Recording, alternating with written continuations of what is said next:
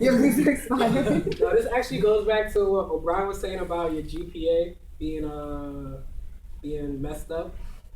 Like, I actually came here on a full ride. Yeah. But the thing is, I went to St. John's. I went to St. John's Prep, which is connected to the school. So I took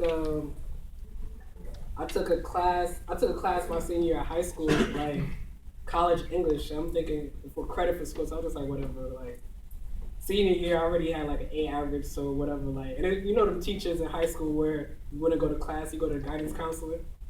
So I just got like a C, but it didn't matter. But I started school. It wasn't until after my semester I found out that class was on my GPA. So I started school with like a 2. Wow. So then I tried my hardest like to bring it up, but I ended up losing it afterwards. So that's one thing I regret. But it's also another thing, just like you want to keep track of your classes, like how you doing, and then with tuition, it's making sure what type of loans you're getting, the difference between subsidized and unsubsidized loans. Also, I would suggest like looking for scholarships, as many as you can, like even if it's just a little $1,000, $500, $100, $200 ones, like they'll add up. And yeah, every dollar counts. So that's a good thing. And just like if you plan on going to school directly after college, like making sure that you push it back, or if you plan on working, knowing that it's usually like a 6-month grace period before they start knocking. But you also want to make sure that you don't dodge them, like you talk to them in a second, because I'm gonna let you know right now, if you miss them payments, that's gonna mess up your credit score. And I don't know if that's like that credit when you need it like in the future. It's just all making sure you do stuff in advance, so you're not going back like, damn, I messed up and you gotta go back, because it's worse to fix something than keeping track.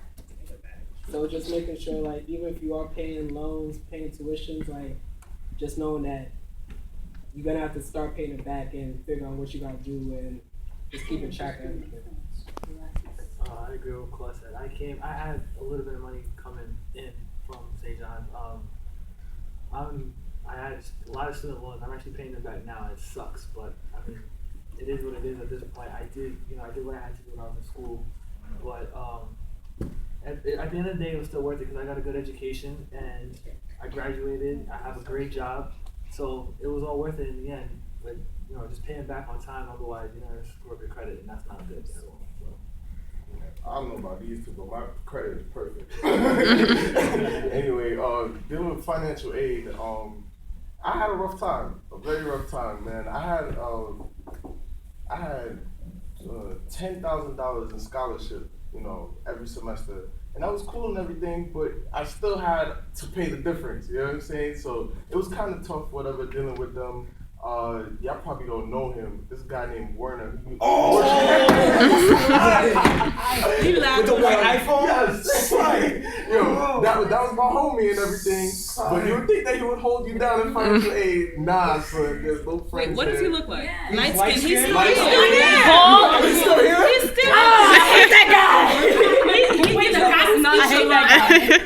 He's kind of, he goes to the gym here. Yeah, he's always in the gym, There's no way you could miss this guy. Me and him is cool. You would think he would hook you up in financial aid. Nah, man. There's no friends when it comes to money at St. John's. True, that's true. You gotta make sure that you're on top of your game. I think somebody said scholarships. You know what I'm saying? Definitely, there's a lot of scholarships out there, even like not just the academic ones. Like they have some scholarships, like some philanthropists be giving money out just for somebody being Haitian. They want you to be a part of the study. You know what I'm saying? So you really gotta look out for opportunities like these and capitalize. You know what I'm saying? Do your FAFSAs, all that early. March 1st. March 1st was the deadline for priority. Yeah. Drop you for a penny, but say you need that refund check, you're not getting that until like halfway through the semester. Exactly. That's true. Exactly. So you really got to be on top of your stuff when it comes to the finances. And another thing, paying back those loans. It's a 6-month grace period after you graduate, but it's literally 6 months. You know what I'm saying? So You start paying ASAP. Like 6 months after you just graduate, you know what I'm saying? It flies by so quick. Next thing you know, you don't have a job yet, and then Sally Mae is knocking on your door. You're like, Sally Mae don't play. You know what I'm saying? So just make sure that y'all know what y'all gonna do after graduation, so you don't get stuck in a bad situation after it. I didn't really have too many issues with financial aid here, but I could say though that dealing with with the student loans, first things first, don't get too nervous about it. What I mean is that financial, student loans, that's considered responsible debt.